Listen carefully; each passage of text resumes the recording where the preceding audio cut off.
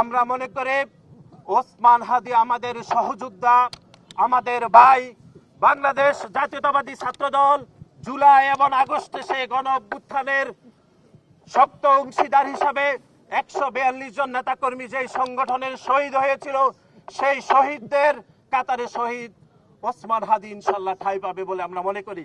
কিন্তু শহীদ ওসমান হাদির মৃত্যুকে ঘিরে বাংলাদেশে এক শ্রেণীর বুদ্ধিজীবী, আমরা আবারও বলছি, বাংলাদেশে অপতৎপরতা, অপরাজনীতি করার অপচেষ্টা করছে, বাংলাদেশের আইন শৃঙ্খলাকে অবনতি করার তারা পায়তারা করছে। আমরা শুনেছি ইতিমধ্যেও তারা বাংলাদেশের দুই একটি সুনামধন্য প্রতিষ্ঠানে তারা হামলা এবং ভাঙচুর করেছে।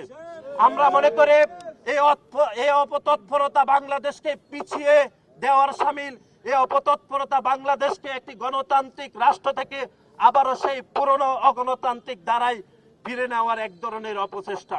সুতরাং বাংলাদেশ জাতীয়তাবাদী ছাত্র দলের প্রতিটি নেতা কর্মী আগামীর যে বাংলাদেশের স্বপ্ন আমরা গত 17 বছর ধরে দেখেছি, যে বাংলাদেশের প্রতিটি মানুষ একটি গণতান্ত্রিক বাংলাদেশ, একটি ভোটাধিকারের বাংলাদেশ, একটি জনগণের সরকার প্রতিষ্ঠা করার যে বাংলাদেশের স্বপ্ন বাংলাদেশ জাতীয়তাবাদী ছাত্র দলের প্রতিটি নেতা কর্মী দেখেছে, সেই স্বপ্নে বাংলাদেশ জাতীয়তাবাদী ছাত্র দল আগামী তো ইনশাল্লাহ বাংলাদেশের মানুষের পাশে থাকবে।